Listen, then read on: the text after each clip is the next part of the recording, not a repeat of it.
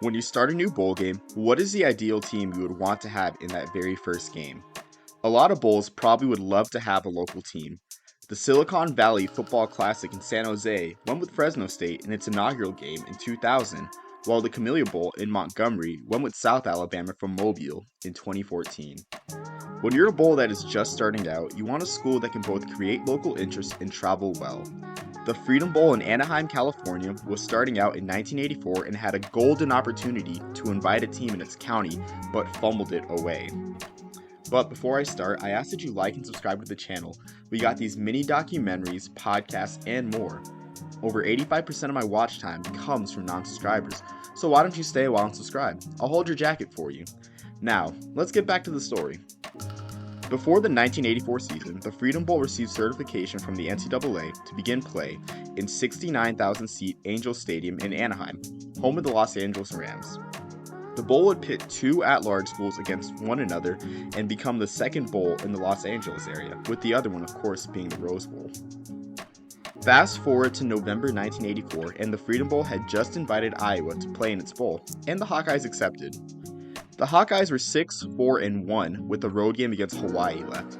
It was the Hawkeyes' fourth straight bowl appearance, and well-deserved, as the Hawkeyes allowed less than 18 points per game on defense. Their offense was well-balanced, with Chuck Long throwing for over 2,600 yards and 20 touchdowns in the Hawkeyes' first 11 games. Owen Gill and Ronnie Harmon each ran for over 900 yards for a solid ground attack. Who the Hawkeyes would play was a mystery, though. The Freedom Bowl had big ambitions and pursued Notre Dame, but the Fighting Irish was drawn more to Hawaii's Aloha Bowl instead. Who can blame them? Penn State was 6-5 and looking for a bowl, but was out of contention for the Freedom Bowl since the Nittany Lions had played Iowa earlier in the season, winning 20-17. This left a handful of teams across the country available. The Southwest Conference was still up for grabs in late November, with Texas and Houston fighting for the top spot. The loser would need a spot in a bowl game.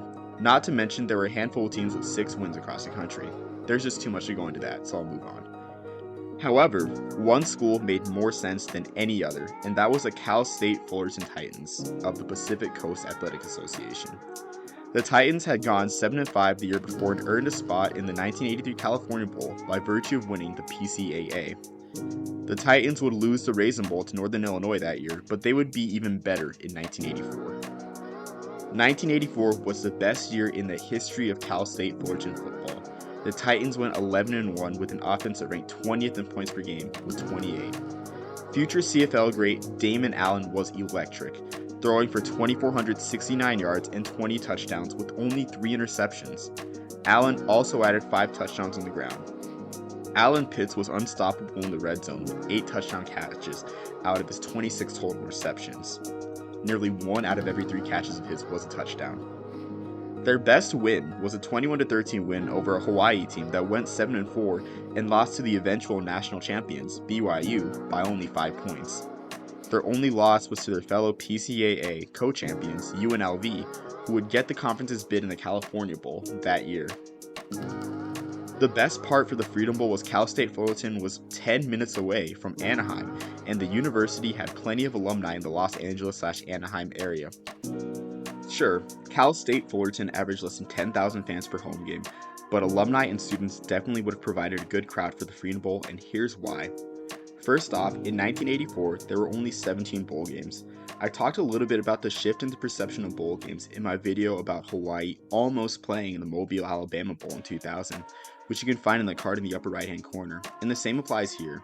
With only 17 bowls for 110 Division I-A teams in 1984, bowls were still a prize reward, especially for teams like Cal State Fullerton, which faced a California Raisin Bowl or bust situation in the Pacific Coast Athletic Association. Fullerton fans most likely would have come out for the program's second bowl ever. Additionally, Fullerton had never played an opponent as well-known and prestigious as Iowa.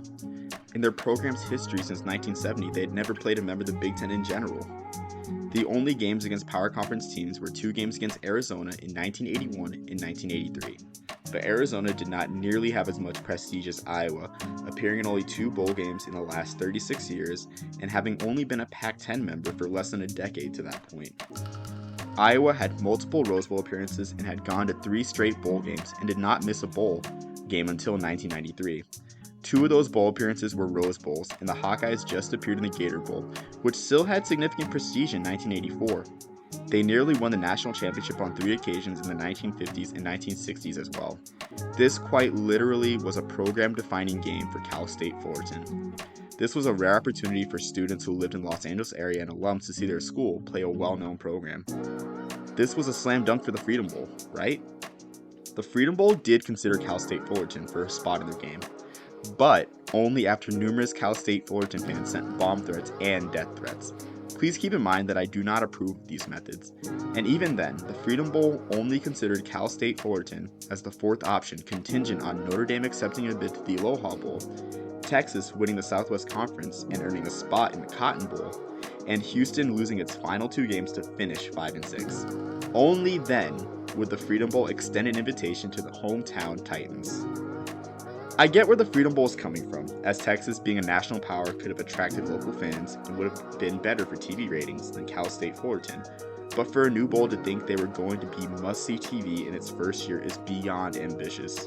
Not to mention, big-name programs already came to Los Angeles every year thanks to a game called the Rose Bowl. I'm sure you've heard of it.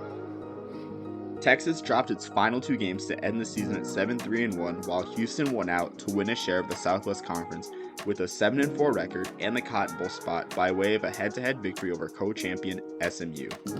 As a result, the Freedom Bowl invited Texas, and Cal State Fullerton was left without a bowl.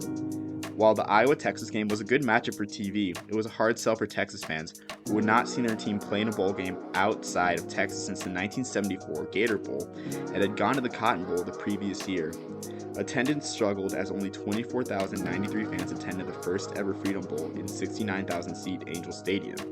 The bowl needed to sell 40,000 tickets to break even. The 24,093 fans did see Chuck Long throw for 461 yards and 6 touchdowns in a 55-17 win, so that's cool. Sadly, Cal State Fullerton would never appear in another bowl game before shutting its program down after the 1992 season. In the end, if you're a first-year bowl, it's better off just to pick the hometown school with the underdog story, instead of trying to pick the brand name that's had an off year and may not be interested in traveling miles away for a second-tier bowl. Like and subscribe for more videos like this. Thank you.